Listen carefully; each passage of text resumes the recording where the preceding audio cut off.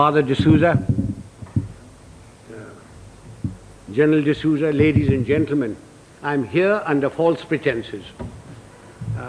I must be the only one here who has never been into a college. General D'Souza has told you all about me. I'm most appreciative of his kind words. My only regret is that my wife wasn't here to hear them. She would have treated me with greater respect. And when I say I'm uneducated, I really mean it. I must be the only member of my family who isn't a graduate. I managed to do my inter-science. I got a 3rd division, mushkil se. Anyway, it's nice being in this hall with all the academics and all the educated people. And I take this opportunity of inaugurating your Silver Jubilee series on leadership. I don't know what one does for inauguration, but may I say that I have inaugurated the thing.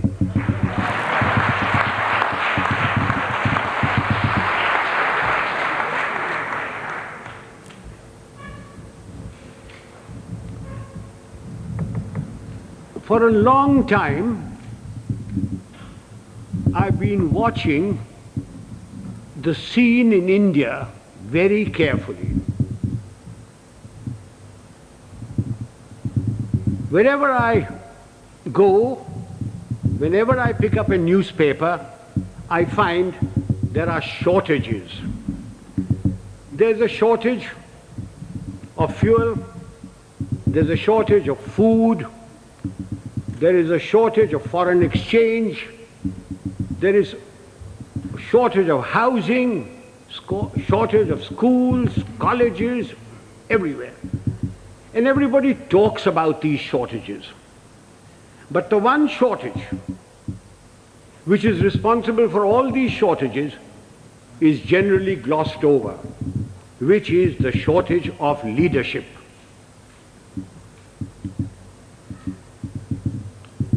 Father, don't misunderstand me, and gentlemen of the press, please don't misquote me, which you are always capable of doing and which you continue doing. When I talk of shortage of leadership, I do not mean just political leadership.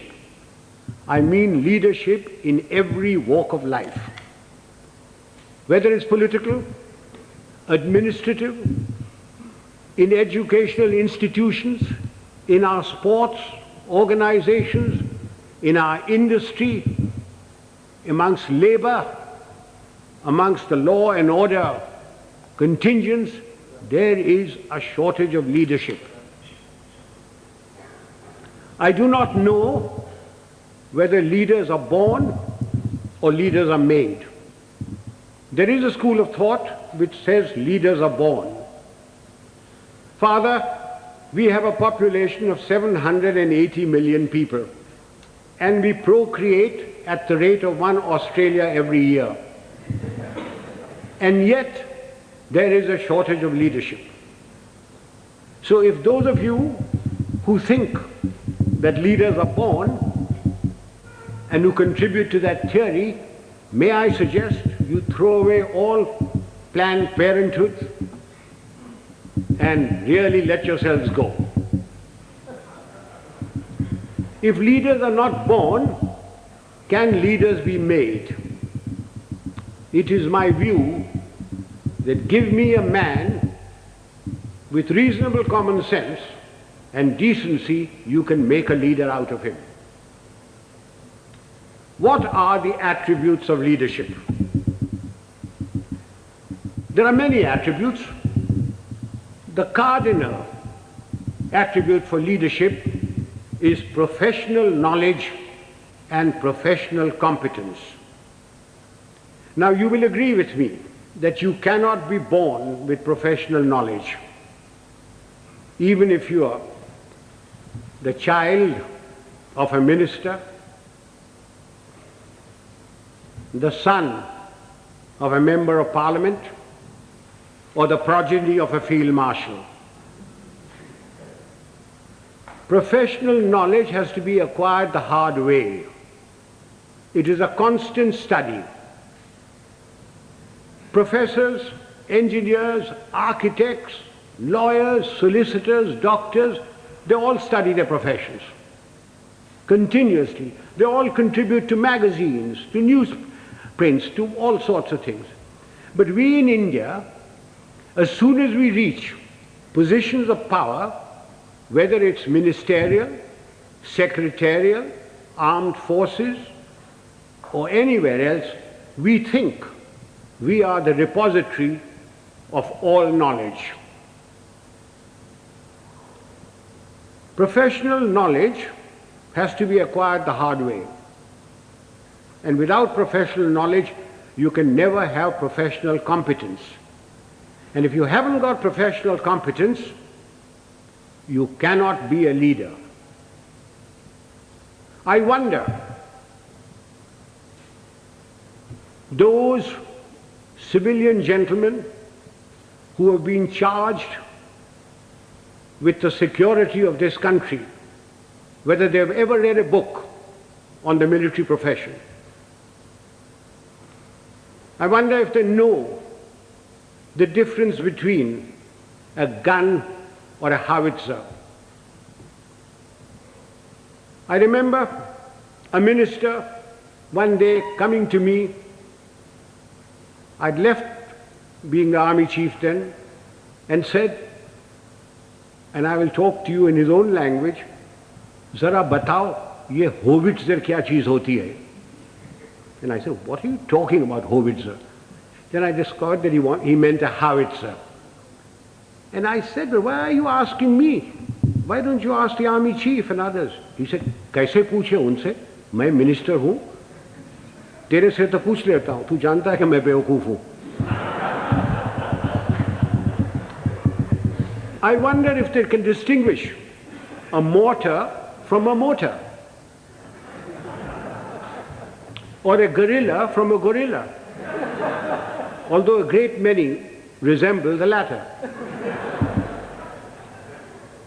Ladies and gentlemen, professional knowledge is a sine qua non of leadership. You have to have professional competence if you are expected to lead anything. It doesn't matter whether you are in the army, whether you are in the teaching profession, whether you are in industry. Unless you have professional competence and professional knowledge, you cannot be a leader. And it has to be acquired the hard way. You've got to study all your life. What takes me to the next attribute? The ability to make up your mind and take a decision. And having taken that decision, accepting full responsibility for it. Those of us who have suffered at the hands of superiors who cannot take a decision know what it's like. An act of omission is much worse than an act of commission. An act of commission can be put right, even if the decision is wrong, by colleagues, by subordinates, by somebody. But an act of omission cannot be put right. Why does a person not take a decision? Because he lacks confidence. Why does he lack confidence? Because he lacks professional knowledge and competence. Eustace will tell you that when I was the army chief, I'd go around, ask my generals, "What are you doing about this?" And he said, "Sir, I've been thinking, I've been considering." And then I produced for myself a Manekshawism. And Father, will you forgive my language? I used to say, if you must be a bloody fool, be one quickly. Take a decision and then accept full responsibility for it. Do you know how much money is lost in the country because somebody won't take a decision? Costs escalate, papers lie in somebody's place for days, for months, for years.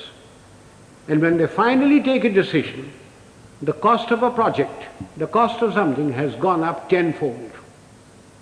Who suffers? We, the people of India, suffer. So that's the second requisite for leadership. The ability to make up one's mind, take a decision, and then stand by it. Don't pass the buck on to your subordinate. It's your decision. What comes next? Absolute justice and impartiality. Those of us who have dealt with masses of men, and I've dealt with over 1 million men in my time, know the value of this. Absolute justice and impartiality. No man likes being punished, and yet men will accept punishment if they know that everybody who commits that sort of a crime gets the same sort of punishment. They will take it stoically. They may not like it, they may not like you, but they will respect you. No man likes being superseded, and yet people will accept supersession if they know that it's been done fairly and they've been superseded by somebody who is better than them. But not because he happens to be a minister's son or related to Father D'Souza or the field marshal's wife's current boyfriend. Men will accept supersession. They may not like it, but they will do it. Now, ladies and gentlemen, this is very, very important in our country. We have tremendous pressures. We have large families. We have fathers, mothers, uncles, aunts, nephews, nieces, their fathers, mothers, etc. We have pressures from them. We have pressures from members of parliament. We have pressures from all sorts of people. And we lack the courage to withstand that pressure. This is very important for us in India. And that takes me to the next attribute: moral and physical courage. I do not know which is more important, moral courage or physical courage. Were I talking to a lot of soldiers, I would lay emphasis on physical courage. But since I'm only talking to a handful of soldiers, and mostly civilians, I will lay emphasis on moral courage. What is moral courage? Moral courage is the ability to distinguish right from wrong. And having distinguished that, you must have the courage to stand up and say your piece, irrespective of what your superior thinks, irrespective of your colleagues, irrespective of your subordinates. You must have the courage to say so. A yes man is a horrible man. He must be shunned. He is a disgrace. He may rise very high. He may become a minister. He may become a field marshal. But he will never, never become a leader. He will be used by his superiors. He will be disliked by his colleagues, and his subordinates have no respect for them. Moral courage is essential. Now, since you wanted to know some examples of moral courage from my past. I will give you a little story. In 1970, when General Yahya Khan put all the pressure on East Pakistan as it was then, and refugees started coming to India, there was a cabinet meeting. I remember the date very well, 28th of April. I was summoned. I had a very strong Prime Minister and Mrs. Gandhi, who ranted and raved at me, said, "What are you doing about it? I've got so many refugees. The Chief Minister of Bengal has just sent me a telegram. The Chief Minister of Tripura has done this. The Chief Minister of Assam is writing that there are more Bengalis there than their own population. What are you doing about it?" And I said, "Nothing. Got nothing to do with me." And she said, "I want you to go in and take action." And I said, "Do you know what that means, Prime Minister?" And she said, "No." I said, "It means war." And she said, "I don't mind if there's war." So I said, "May I please quote from the Bible, the first book, the first chapter, the first verse? God said, 'Let there be light,' and there was light. And you say, 'Let there be war,' there be war. Are you ready?"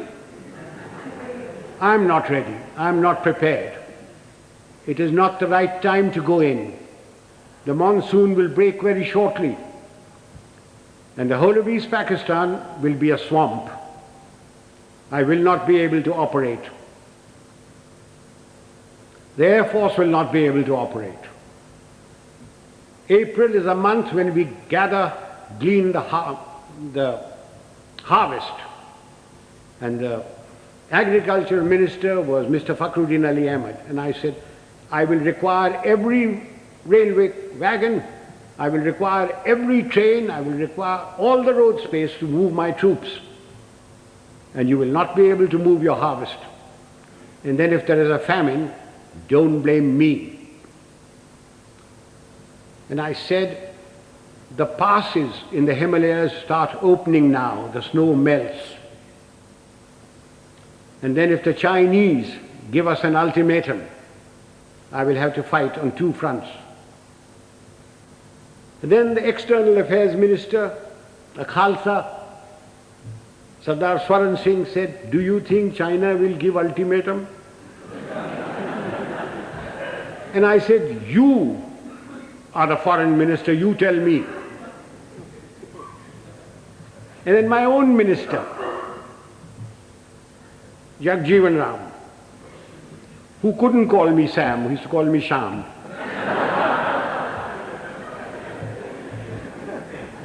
He said, "Sham, maan jao na." I said, "You ko manne ki baat hai? I'm telling you what the facts are."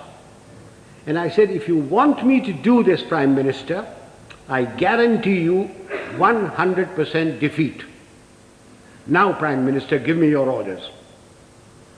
And there was dead silence. And she turned round and said, "The cabinet will meet at 4 o'clock.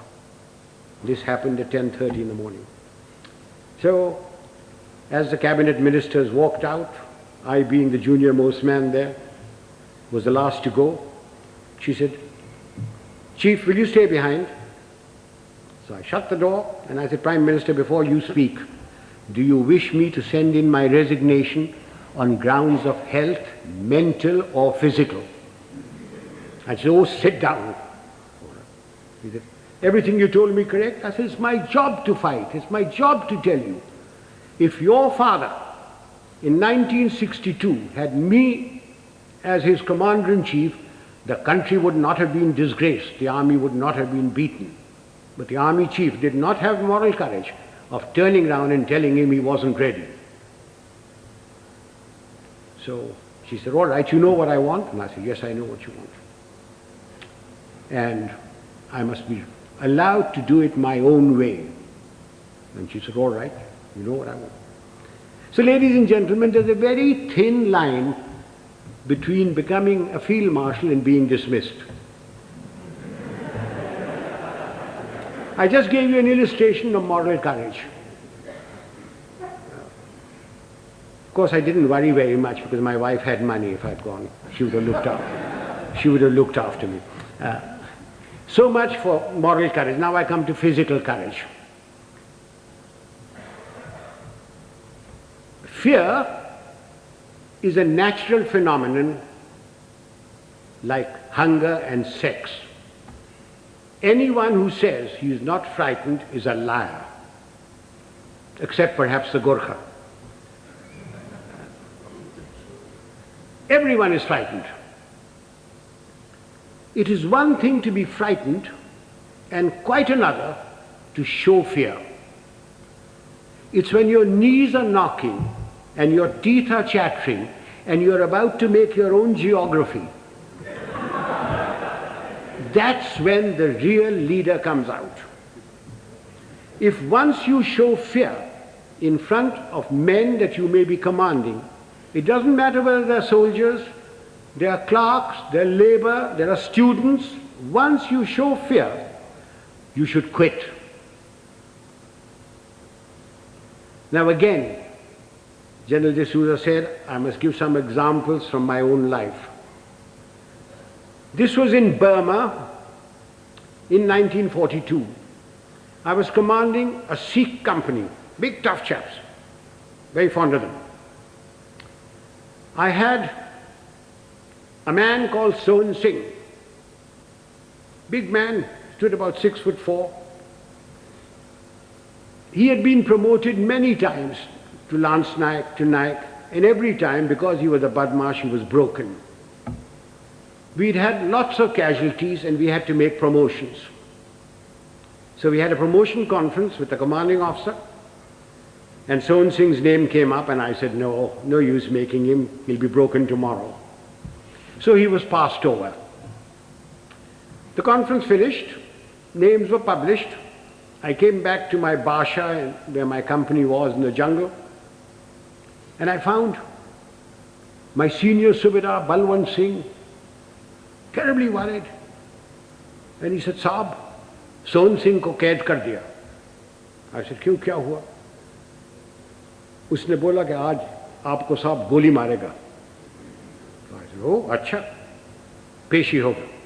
So a stool was put in, a table was put there, and Sohan Singh was marched up in front of me.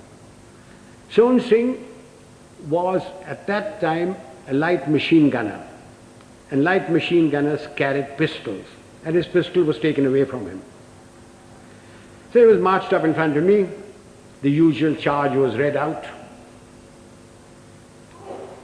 and I said, Sohan Singh, क्या बात है? साहब गलती हो गया. So I said, तुमने बोला कि तू हमको गोली मारेगा. So I picked up the pistol, loaded it, walked up to him, handed the pistol to him. I said, तेरा दिल है मारने का, मारो. And he said, नहीं साहब गलती हो गया. So I gave him a tight slap. I said, case dismissed, जाओ भागो. I went off to the mess, had my dinner, came back, and everybody in the company was very worried. And the Subedar Saab, Balwant Singh said, नहीं साहब आज रात आपको गोली मारेगा. So I shouted out, Sohan Singh किधर है? Sohan Singh came along. I said, Sohan Singh आज रात मेरा बादशाह पर तुम सेंट्री होगा, और कल सुबह 5 बजे 1 मग्गा चाह और 1 मग्गा गर्म पानी दाढ़ी बनाने के लिए. कोई शक? बेशक, भागो. And I went in there. I was woken up in the morning by Sohan Singh with a mug of tea and a mug of hot water, and he followed me like a lamb throughout the conflict. Now, ladies and gentlemen, if you think I wasn't frightened, you are mistaken. I was terrified. But if I hadn't done that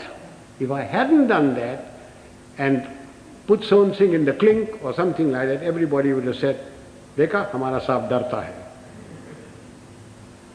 Just an example of this. How often during riots and all that, some young sergeant with nothing but a little stick in his hand has walked in and quelled everything by showing courage. So physical courage is essential to leadership. You needn't be foolhardy like I was. I was very young. I don't know whether I'd do it today. But physical courage is essential. That takes me to the other attribute, loyalty. Now, does loyalty require very much explanation? We all expect loyalty from our subordinates. Do we give loyalty to them? Loyalty is a two-way thing. We expect loyalty, we have to give loyalty.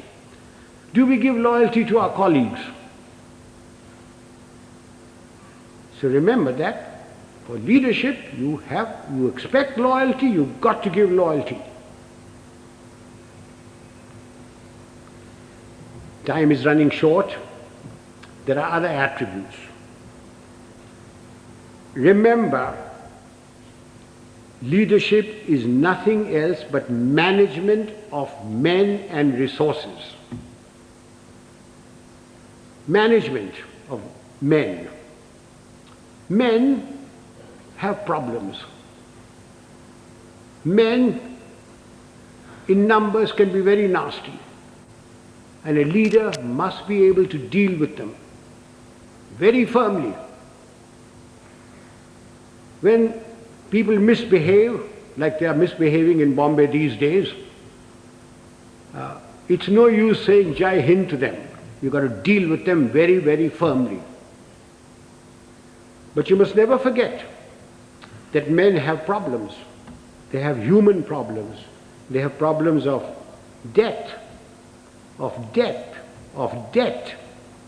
family problems. They get easily despondent. And therefore, the leader must have a human touch. He must have a sense of humor to get them out of their despondency. He must have the gift of the gab. Unfortunately, our leaders have the gift of the gab, but they have no sense of humor. Further, men and women, generally speaking, like the leader to be a bit of a man, a bit of a lad.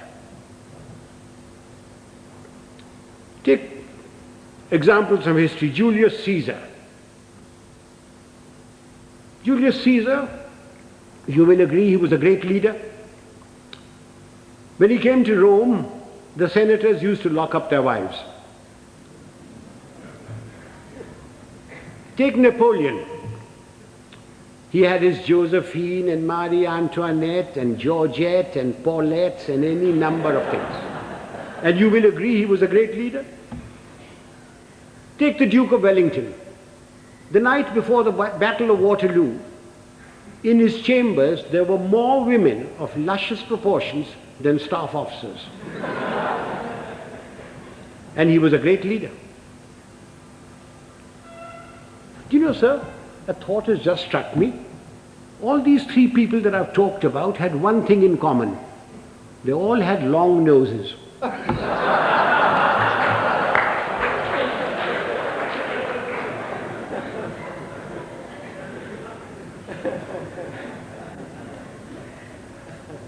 If my time is not up, can I crave your indulgence and talk for another 10 minutes?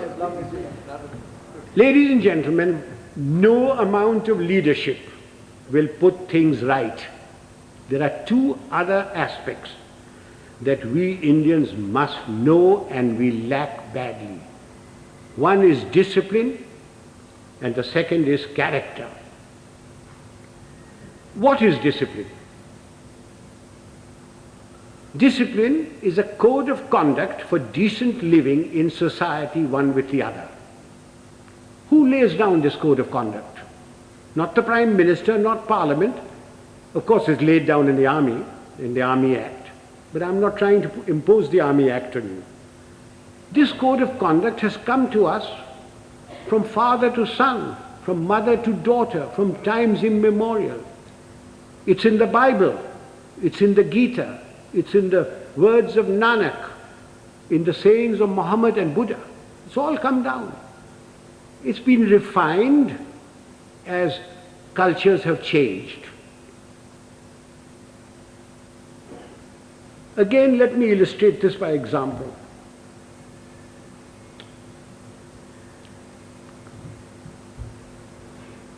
Non-punctuality is an act of ill discipline which is injurious to the state, injurious to its people. Some time ago, sir, I was invited to an university, as also my wife, unlike today.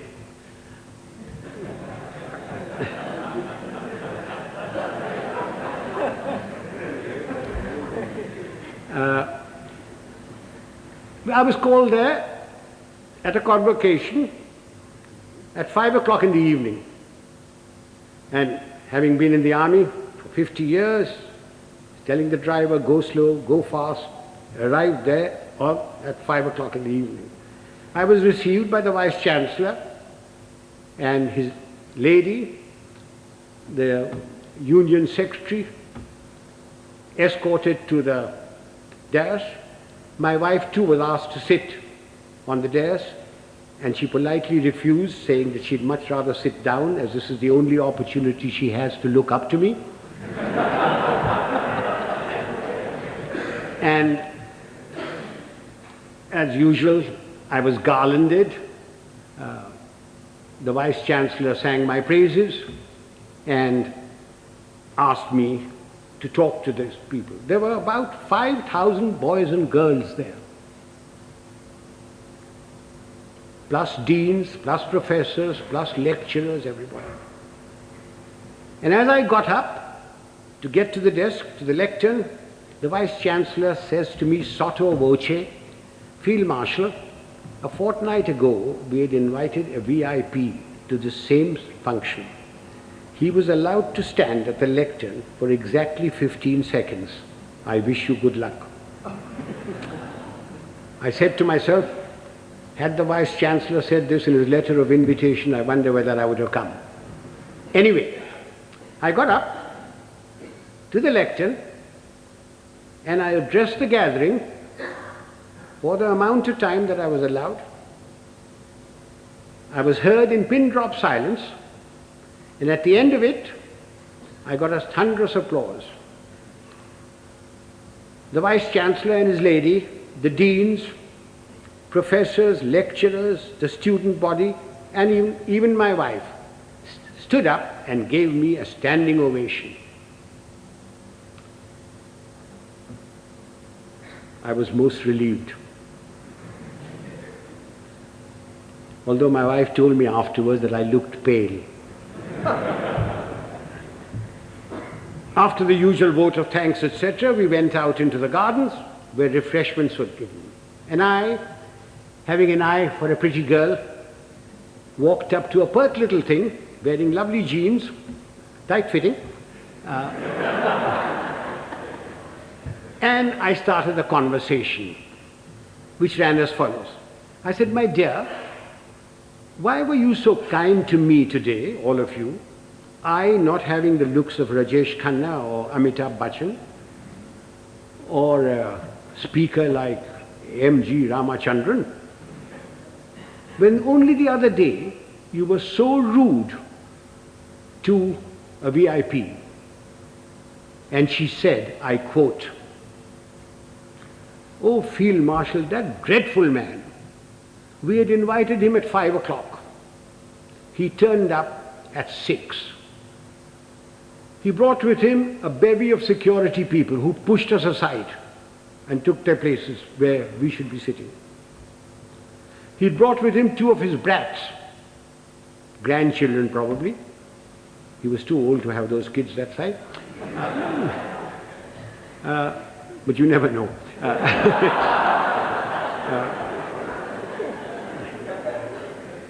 He was received by the Vice Chancellor and lady. He was the Union President garlanded him, and he demanded garlands for his 2 brats. The Union President, being very flexible, diverted the garlands for the Vice Chancellor and his lady to these brats. And then the Vice Chancellor sang his praises, saying how fortunate we were that he had come here, that he has done so much for the country, And all the while, this man sat there. He had come unwashed, unshaven, wearing a dhoti, exposing 4/5 of his legs, scratching away. And the Vice-Chancellor said that the worthy had been to jail. When he said that, the girl said, I almost shouted he should be there now. Then the Vice-Chancellor asked him to go to the lectern and to talk to us. So he picked up the lemonade or limca or whatever was there, which belonged to his female offspring, and took a sip, which started a howl. When that subsided, the worthy came to the lectern and said, friends and well-wishers, I have not had time to prepare my speech, but my secretary has written something for me, and he produced a whole heap of paper. He said, without any premeditation, without any thought, we made a stay, very short. I unquote. Sir, I thank my lucky stars that 50 years in the army had made me come on time, that I'd been brought up to shave in the morning and shave in the evening if there was a function, that I had a lounge suit on, and although I have very nice legs, I didn't expose them, that I didn't suffer from itch or eczema to indulge in the scratching of the unmentionable.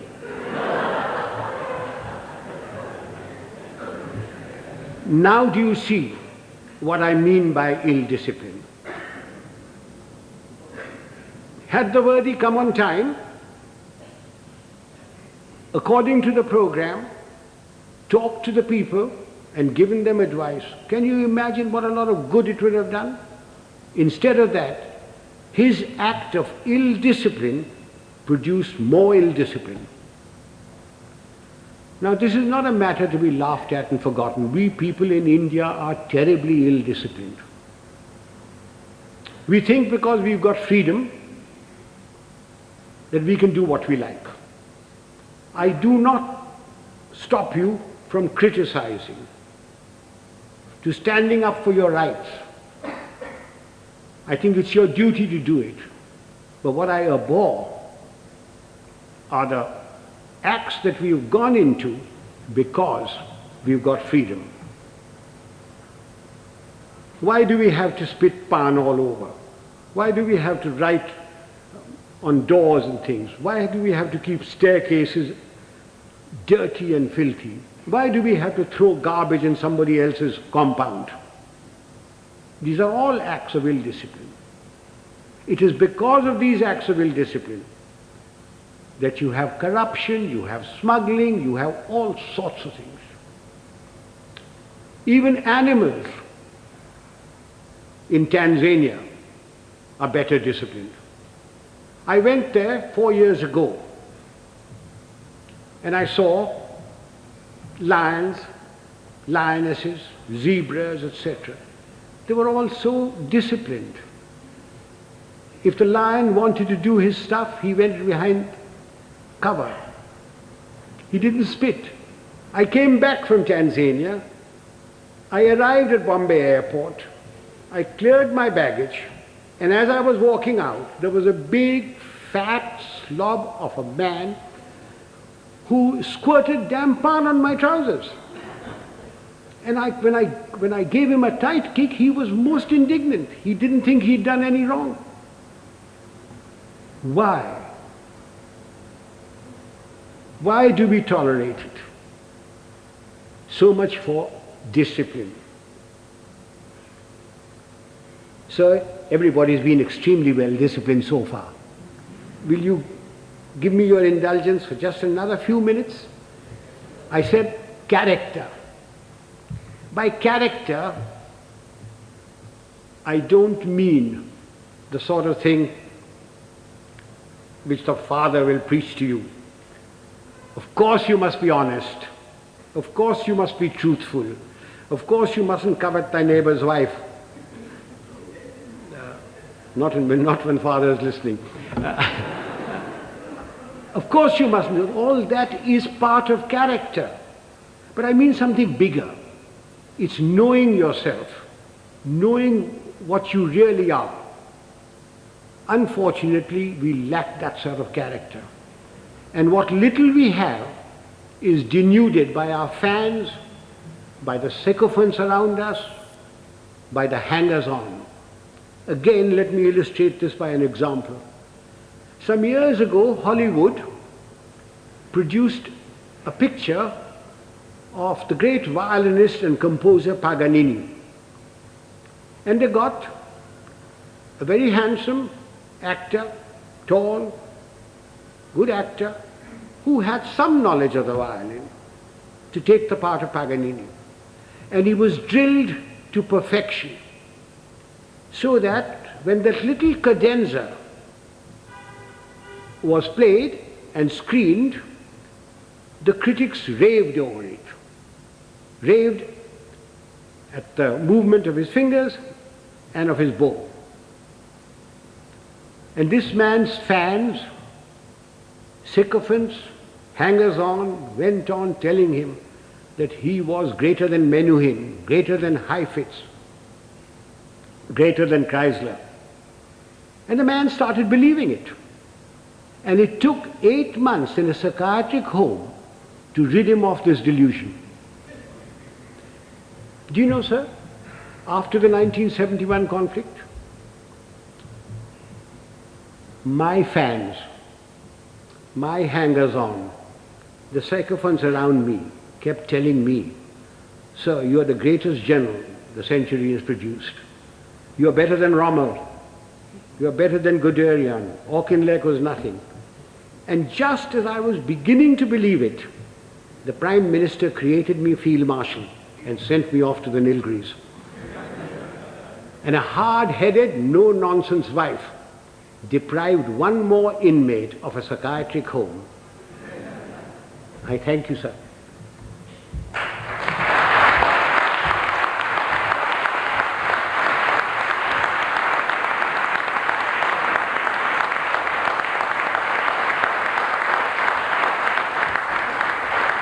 Ladies and gentlemen, I'm at your mercy. You can ask me any question you like, personal, pertinent, or impertinent. I'm getting deaf, so you'll have to come nearer me. Punctuality is very essential for this engagement was announced at 6:30. You're quite right, sir. I was ready. I was told I was going to be picked up at 6 o'clock. I was ready, waiting. In fact,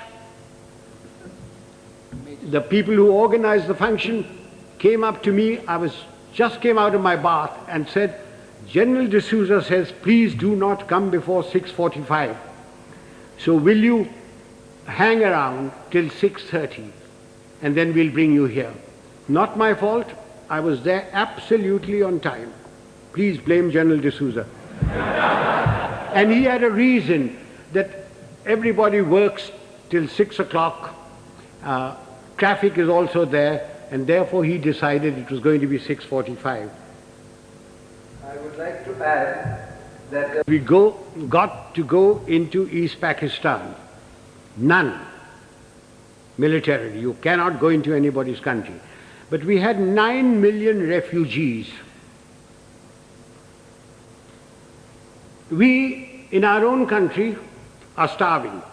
We don't have enough clothes, we don't have enough medical attention, we don't have enough food, we don't have enough schooling. But we had 9 million people, through no fault of our own. The Prime Minister of India, went around the whole world telling everybody that I have nothing against Pakistan. In fact, I want Pakistan to be strong. What crime have we committed that we should have 9 million people of somebody else's country in my country? You Americans, if 2 Indians go there, you kick up a row. You, the French, won't accept anybody coming in. The British don't. Why are you asking me to keep 9 million men? Yahya Khan is your friend, not mine. Please persuade him to take these people back or create conditions so that they go back. If you don't, then I shall have no recourse but to ask, I was a general then, General Manekshaw, to create those conditions. Now, we had no intention, no desire to go there. All we wanted was these people to go back. And they would never go back so long as the Pakistan army was doing what it was in East Pakistan. I certainly spoke about it. I understood the problem as a soldier and also as an Indian. Now, you asked me about Sri Lanka. The number of refugees that have come in, very small. In fact, they don't want to go back. They're being pushed back. If 2 million camels had come in, perhaps we would have had to take some action. Have I answered that question? Would the young lady stand up? Let me look at her. Don't be shy. Oh, thank you, dear. What steps are taken from the moment this is leadership has been our profession for thousands of years. For thousands of years. The army has provided the leadership. From the moment the man joins, he comes into an environment of discipline and somebody who is his leader there, and he learns. We don't have courses for leadership. It is by example. If the general officer commanding in chief comes unshaven, you don't expect the others to be shaven, to shave. But because he is shaven, properly washed, properly clothed, everybody else is.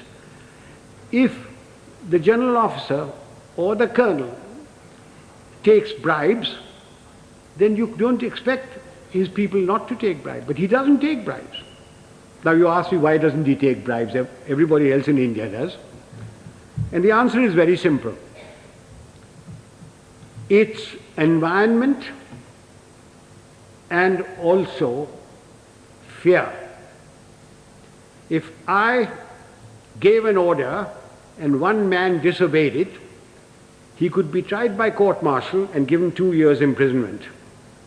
If 2 men disobeyed my orders, it is considered as mutiny.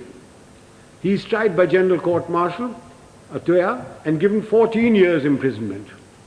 But in civil life, who cares? The policeman takes a bribe. The inspector takes a bribe.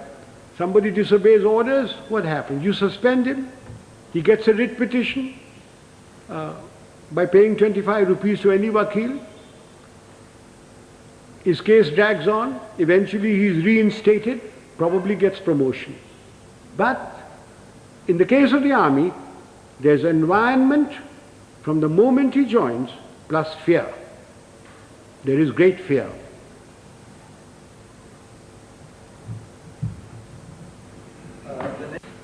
We Indians are alleged or supposed to be very religious people.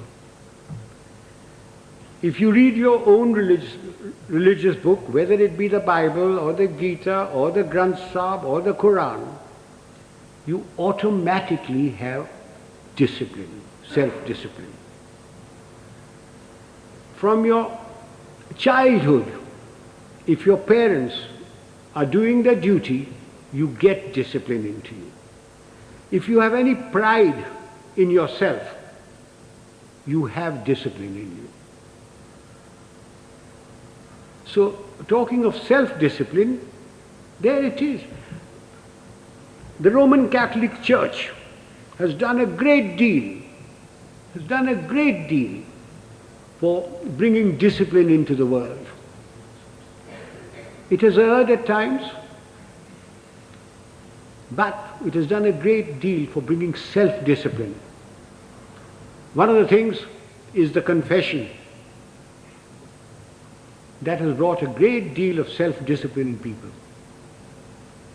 You can confess to yourself. When you go to bed at night, when you say your prayers, confess to yourself what wrong you have done. Otherwise, I can't give you any answer for self-discipline. Yes, sir. As Yes.